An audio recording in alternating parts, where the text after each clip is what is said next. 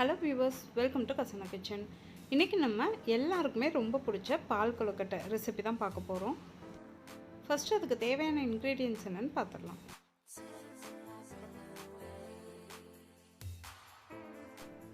First நம்ம கொழுக்கட்டைக்கு மாவு ready பண்ணிடலாம். அதுக்காக நான் ஒரு மிக்சிங் பவுலில் 3 கப் அளவுக்கு அரிசி மாவு எடுத்துக்கிறேன்.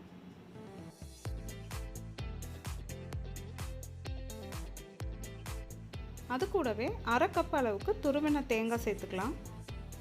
எப்போவுமே கொழுக்கட்டை செய்கிறப்போ கார கொழுக்கட்டை, இனிப்பு கொழுக்கட்டை எதுவாக இருந்தாலும் மாவு கூட கொஞ்சம் இந்த மாதிரி துருவின தேங்காய் சேர்த்துக்கிட்டோன்னா ரொம்ப சாஃப்டாக இருக்கும் கொழுக்கட்டை.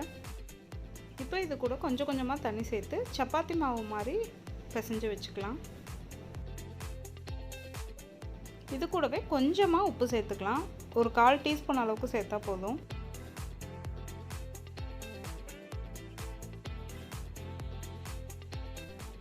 மாவு இந்த மாதிரி இருக்கணும்.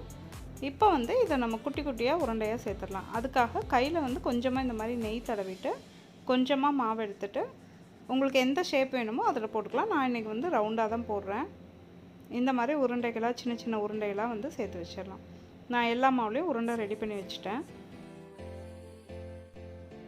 அடுத்ததாக நம்ம அந்த கொழுக்கட்டைக்கு இனிப்பு சிரப் பண்ணுவோம் இல்லையா தேங்காய் பாலில், அதுக்காக ஒரு பெரிய பாத்திரம், அகலமான பாத்திரமாக எடுத்துக்கிட்டோன்னா கொதிக்கிறப்போ ஈஸியாக இருக்கும்.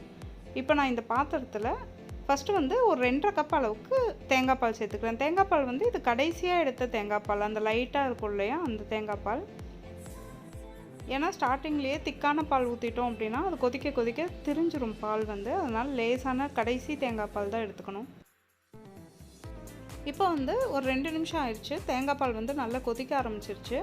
இப்போ நம்ம ரெடி பண்ணி வச்சுருந்த உருண்டையெல்லாம் இந்த மாதிரி கொஞ்சம் கொஞ்சமாக உள்ளே சேர்த்துடலாம்.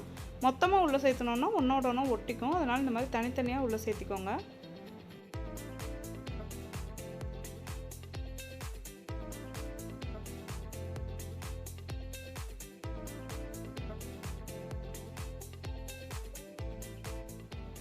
எல்லா உருண்டைகளும் சேர்த்துனதுக்கப்புறம் இந்த மாதிரி லைட்டாக ஒரு வாட்டி கலந்து விட்டுறலாம். எந்த மாவு உருண்டையும் பாத்திரத்தில் அடியில் ஒட்டிக்காமல் இருக்கணும். அதுக்காக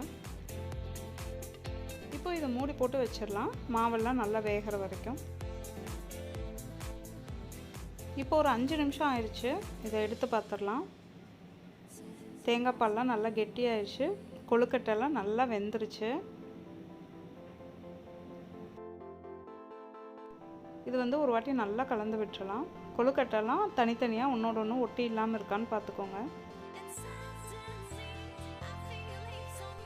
அடுத்ததான் நம்ம நாட்டு சர்க்கரை இல்லைன்னா வெல்லம் அதை உருக்கி நம்ம தேங்காய் பாலோடு சேர்த்து போகிறோம். அதுக்காக ஒரு பேன் ஹீட் பண்ணிவிட்டு அதில் நான் 1.5 கப் அளவுக்கு வெல்லம் எடுத்துக்கிறேன். அதில் கொஞ்சமாக தண்ணி சேர்த்துக்கலாம். ஒரு அரை கப் அளவுக்கு தண்ணி சேர்த்துட்டு அது இந்த மாதிரி கரைஞ்சால் போதும். பாகு மாதிரி ஆகணும்னு அவசியம் கிடையாது. வெல்லம்லாம் கரைஞ்சதுன்னா போதும். இது நம்ம ஒரு ஃபில்டர் வச்சு வடிகட்டி தேங்காய் பாலில் சேர்த்துக்கலாம். திரும்ப இதை ஒரு வாட்டி நல்லா கலந்து விட்டுறலாம்.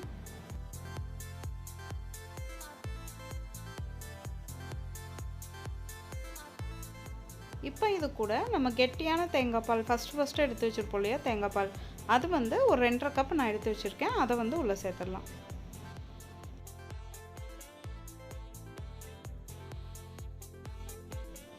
தேங்காய் பால் சேர்த்தாலுமே ரொம்ப லிக்விடாக தான் இருக்கும். இது கொஞ்சம் கெட்டியாகிறதுக்காக இது கூட நான் ஒரு 2 டேபிள் ஸ்பூன் அளவுக்கு அரிசி மாவு கலந்து அந்த தண்ணியும் உள்ளே சேர்த்துடலாம்.